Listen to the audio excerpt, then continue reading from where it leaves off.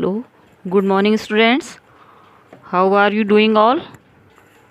I am Khajista Haroon and I am going to teach you Hindi first of class second.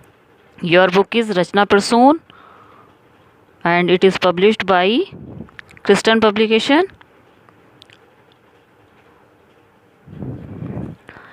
और ये आपकी विषय सूची यानी कि कंटेंट है। इसमें आपके 19 लेसन हैं और हम अपने लेसन नंबर 1 से स्टार्ट करेंगे। हमारा लेसन नंबर 1 है भाषा और व्याकरण, लैंग्वेज एंड ग्रामर। इसमें हम 2 चित्र देख रहे हैं। इसमें 2 बालक आपस में बातचीत कर रहे हैं। दीपक जो है वो रोहन से कह रहा है मुझे अपनी पुस्तक दे दो, और रोहन कह रहा है यह लो। उपरोक्त वाक्यों में एक ने अपनी बात कही और दूसरे ने पहले वाले की बात समझी। अब आप नीचे एक येलो कलर का बॉक्स देख रहे हैं। इसमें दिया है कि भाषा वह माध्यम है जिसके द्वारा हम अपने विचारों का आदान प्रदान करते हैं। आदान प्रदान का मतलब है कि बात को कहना और उसे समझना। तो बात को हम जो है वो 2 तरह से कह सकते हैं, तो बोलकर या लिखकर। लेकिन भाषा के कितने रूप माने जाते हैं? भाषा के 3 रूप हैं, लिखित रूप, मौखिक रूप और सांकेतिक रूप। 3 रूप हैं। अब आप नेक्स्ट पेज पे देखिए। इसमें भी आपको 2 चित्र दिखाई दे रहे हैं। पहले चित्र में एक बालक कुछ लिख रहा है, यानी कि पहले चित्र में राम अपनी बहन को पत्र में लिखकर समझा रहा है और दूसरे चित्र में एक बच्चा दूसरे बच्चे को अपनी बात बोलकर समझा रहा है। तो हम भाषा को 2 माध्यम से व्यक्त कर सकते हैं, बोलकर और लिखकर। और तीसरा माध्यम जो है हमारा सांकेतिक है, यानी कि भाषा के 3 रूप हैं, लिखित, मौखिक और सांकेतिक। लिखित रूप वह है जिसके द्वारा हम अपने विचारों को लिखकर प्रकट करते हैं, जैसे कहानी लिखना, पत्र लिखना, प्रश्नोत्तर लिखना। ये भाषा के लिखित रूप हैं। मौखिक रूप, इसके द्वारा हम अपने विचारों को बोलकर व्यक्त करते हैं। इसमें कहानी कहना, कविता सुनाना, गाना सुनाना, ये भाषा के मौखिक रूप हैं। तीसरा रूप है हमारा सांकेतिक रूप। हम अपने मन के भावों को संकेत के द्वारा व्यक्त करते हैं, तो इसे भाषा का सांकेतिक रूप कहते हैं। इसमें हम अपने हाथ, सिर, आँखों का प्रयोग करते हैं। जैसे आपने देखा होगा चौराहे पे खड़ा सिपाही संकेतों द्वारा यातायात को नियंत्रित करता है। कभी कभी संकेतों का अर्थ समझना कठिन हो जाता है, इसलिए भाषा का यह रूप अधिक प्रचलित नहीं है। तो भाषा के मुख्य रूप हम 2 ही मानते हैं, मौखिक और लिखित। अब हमारा नेक्स्ट टॉपिक है व्याकरण। व्याकरण द्वारा हम भाषा को शुद्ध रूप से बोलना व लिखना सीखते हैं। भाषा के 3 अंग होते हैं। व्याकरण के 3 अंग होते हैं, वर्ण, शब्द और वाक्य। अब हम अपने नेक्स्ट पेज पे पहुंचते हैं। वर्ण। वर्ण भाषा की सबसे छोटी इकाई है, इसे अक्षर भी कहते हैं।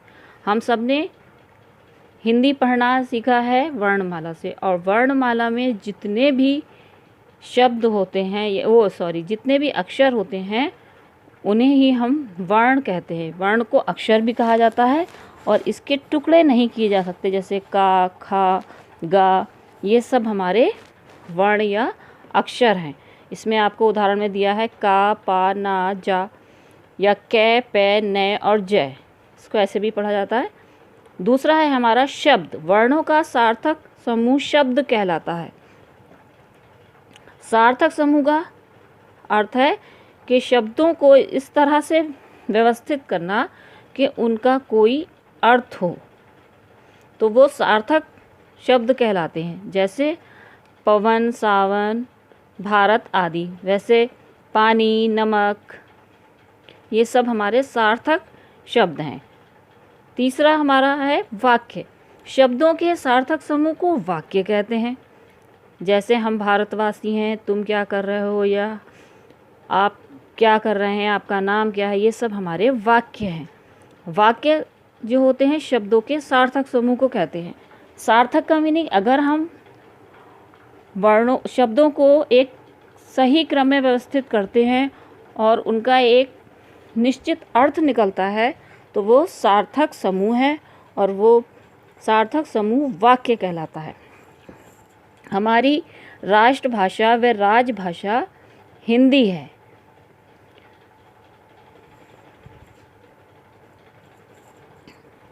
भाषा को लिखने की एक लिपि होती है, विधि होती है जो लिपि कहलाती है। तो हमारी राष्ट्रभाषा क्या है? हिंदी, और इसकी लिपि क्या है? देवनागरी। इसकी लिपि है देवनागरी। अंग्रेज़ी यानी कि इंग्लिश एक अंतर्राष्ट्रीय भाषा है और इसकी लिपि रोमन है, यानी कि ये रोमन लिपि में लिखी जाती है। तो यह अंतर्राष्ट्रीय भाषा वो भाषा होती है जिसका प्रयोग हम संसार के किसी भी देश में करते हैं, और ये हमारे बातचीत का या विचारों को व्यक्त करने का माध्यम होता है। तो हमारे यहाँ जो है अंग्रेज़ी यानी कि इंग्लिश जो है अंतर्राष्ट्रीय भाषा है और इसकी लिपि रोमन है। हिंदी भाषा को 14 सितंबर सन 1949 को संविधान के अनुसार राजभाषा स्वीकार किया गया है। 1949 या 1949, इसलिए प्रतिवर्ष 14 सितंबर को हम हिंदी दिवस मनाते हैं। अब हैं स्मरण रखने योग्य बिंदु। स्मरण रखने योग्य बिंदु यानी कि जो हमें याद करने वाली मेन टॉपिक्स हैं, मेन बातें हैं। नंबर 1, विचारों के आदान प्रदान को भाषा कहते हैं। भाषा के 2 मुख्य रूप हैं। नंबर 1 मौखिक, नंबर 2 लिखित। अब आप कहेंगे हमने प्रारंभ में पढ़ा था कि ये भाषा के 3 रूप होते हैं, लेकिन तीसरा रूप सांकेतिक रूप जो है वो ज़्यादा प्रचलित नहीं है, इसलिए भाषा के मुख्य रूप 2 ही हैं। व्याकरण भाषा का शुद्ध प्रयोग सिखाता है। व्याकरण के मुख्य अंग कितने हैं? 3 अंग हैं, वर्ण, शब्द और वाक्य। हिंदी हमारी राष्ट्रभाषा व राजभाषा है। राष्ट्रभाषा इसलिए कि हमारे देश में हमने इसे पूरे देश की राष्ट्रभाषा माना है, और राजभाषा का मीनिंग है कि इसका हमारा जो राजकीय कार्य है, जितना भी कार्य होता है वो हिंदी भाषा में ही होता है। अब हम अपने अभ्यास की तरफ चलेंगे। निम्नलिखित प्रश्नों के उत्तर दीजिए। मौखिक अभिव्यक्ति, इसमें मौखिक अभिव्यक्ति है, लेकिन यहाँ पर हम इन प्रश्नों के उत्तर अपनी बुक में ही लिखेंगे। तो आप लोग सब यहाँ पर अपना क्लास वर्क डालेंगे, डेट डालेंगे और अपने प्रश्नों के उत्तर देंगे पेंसिल से। आपको यहाँ पर पेन से नहीं लिखना, आपको पेंसिल से लिखना है। तो हमारे पहले प्रश्न का जो क भाग है उसका प्रश्न है, भाषा के कितने रूप होते हैं? तो भाषा के 2 रूप होते हैं, नंबर 1 मौखिक और नंबर 2 लिखित। अब दूसरा प्रश्न ख है, 2 सार्थक शब्द बताइए। तो हम यहाँ पर कोई भी 2 सार्थक शब्द लिख सकते हैं। जैसे हमने लिखा है पवन, कमल, आप पानी लिख दीजिए, नमक लिख दीजिए, गगन लिख दीजिए, कुछ भी लिख सकते हैं। अब हम अपने नेक्स्ट पेज पे चलते हैं। यहाँ क्वेश्चन नंबर 2, निम्नलिखित प्रश्नों के उत्तर लिखिए। कविता सुनाना भाषा का कौन सा रूप है? कविता सुनाना भाषा का कौन सा रूप है? अब सुनाएंगे तो हम मौखिक रूप में सुनाएंगे, लिखेंगे तो नहीं। सुनाना जो है वो कविता सुनाना भाषा का मौखिक रूप है।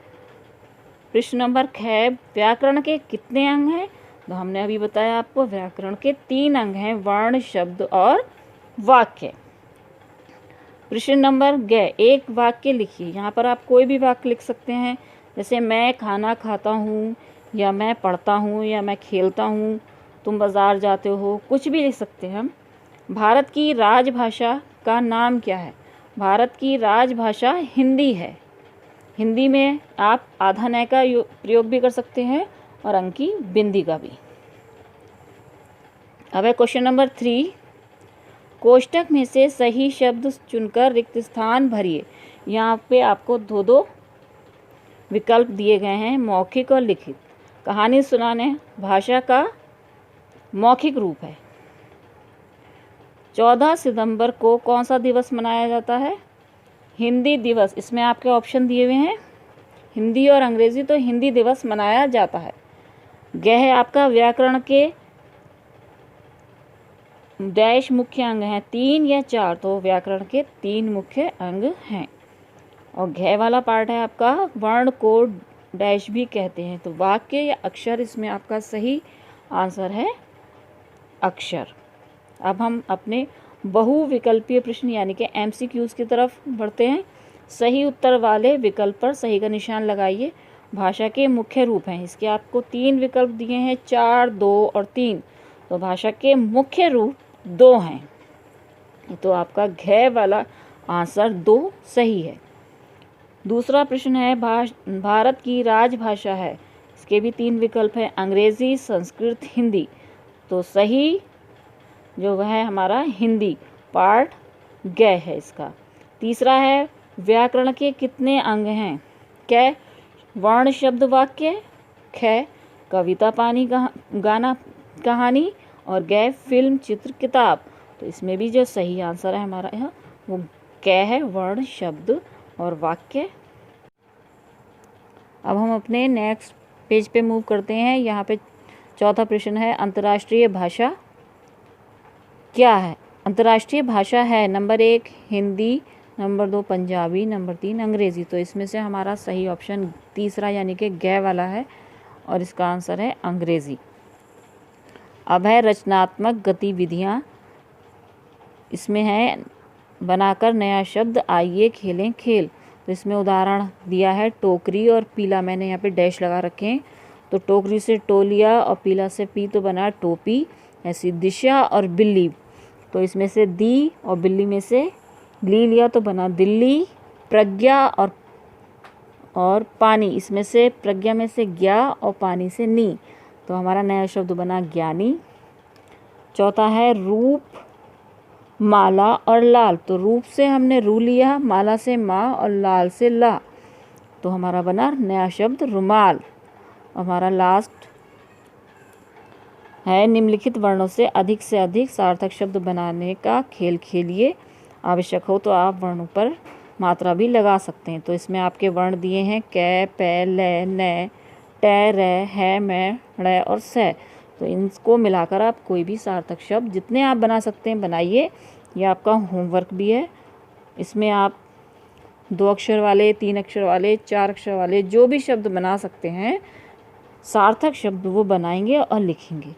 तो अब हमारे इस वीडियो का हम एंड करते हैं और आप जो हैं इसमें अपना होमवर्क करेंगे। जो भी मैंने आपको एक्सरसाइज कराई है वो सब आप अपनी कॉपी पे लेसन नंबर 1 डालेंगे और सब वर्क करेंगे और इसको लर्न करेंगे। Till then goodbye and thank you.